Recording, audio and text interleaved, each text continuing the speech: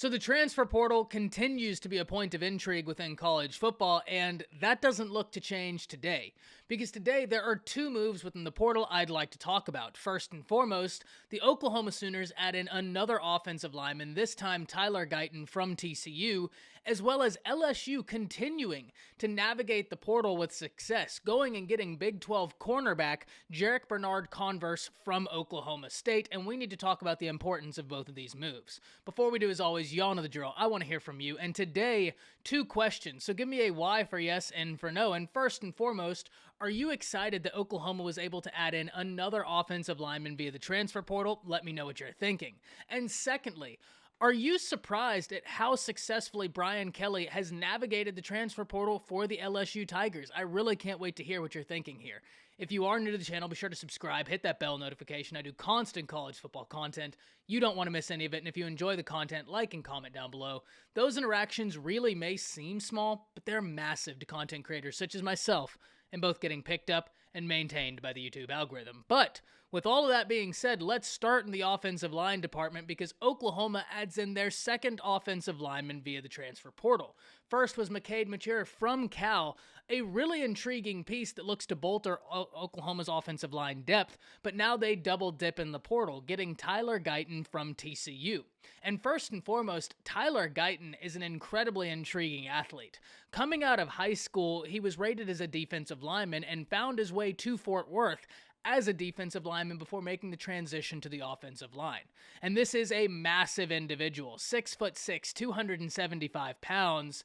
That's the type of size and frame that you would love to have on your offensive line. And then having an understanding of the defensive line, I think could only be a net positive in his development. Now when you see he goes from TCU to OU, getting to work with Bill Bedenbaugh and the offensive linemen that have already been in the system, this is going to be a massive net positive for Guyton and could be a net positive for the Oklahoma Sooners. Going out and getting talent such as Guyton is paramount, and the transfer portal allows you to do just that. It continues to impress me how Brent Venables and the Sooners have utilized the transfer portal. As soon as Brent Venables got there, within the first week of his hiring, I posed the question to y'all, would he use the transfer portal at a higher rate than Clemson used it? And I think within the first week, I posted another video saying, all right, we'll throw that question out the window. We have the answer to that. The answer is a profound yes. Here we are sometime later, and Brent Venables continues being successful in the portal. And I don't know that it looks to end because I think we're only on the cusp of the players that could see themselves into the transfer portal, especially when spring practices are around the corner and individuals will have a better understanding of where they stand on the depth chart. There will still be more players entering the portal and more opportunity to go and get talent from the portal to help you bolster your situation. But looking at this in its present capacity, Oklahoma adding in another offensive lineman via the portal, this time going to in-conference team TCU to do so for an individual with phenomenal size that used to be a defensive lineman, which shows you versatility and athleticism, and now you put him with Bill Bedenbaugh, who's absolutely regarded as a top offensive line coach in the nation. I'm very interested to see how this works out, but at the very least, Oklahoma continues to add in talented depth and competition to that room, and competition is healthy in this regard. But now let's talk about LSU, because LSU has absolutely killed their navigating of the transfer portal. LSU lost talent to the portal, but then they also realized that that sword cuts both ways. If you're going to lose talent to the portal, you better utilize the portal to go and get talent. LSU loses Eli Ricks out their secondary. They lose another very talented cornerback to Arkansas, but when you look at what they've been able to get in, they've been able to get in some names that look to help and relieve some of the losses that they took. And this is no exception. Jarek Bernard-Converse is a very experienced DB out of Stillwater, Oklahoma State.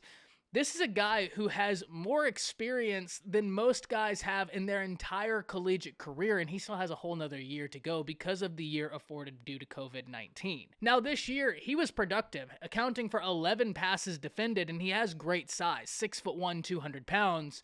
But it isn't hyper surprising that he finds himself transferring to LSU for a few reasons. First and foremost, the current landscape of college football allows him to make that transfer and allows him to do so successfully without having to sit out a year, and then gives LSU something they need, which is experience and tested experience in their secondary.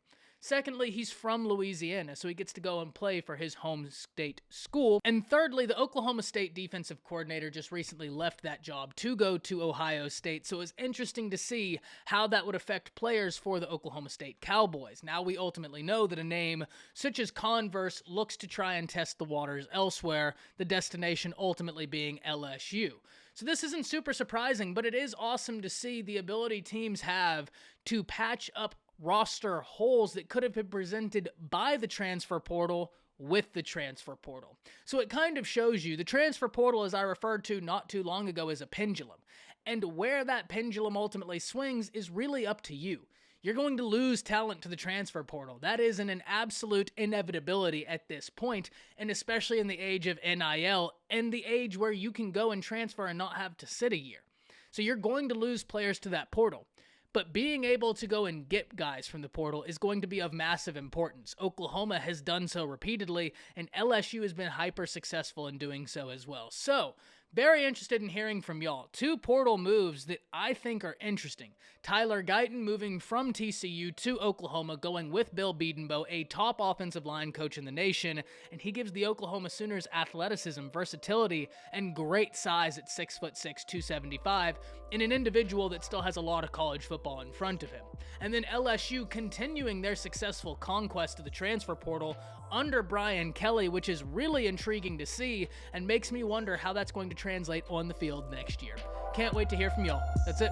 See ya.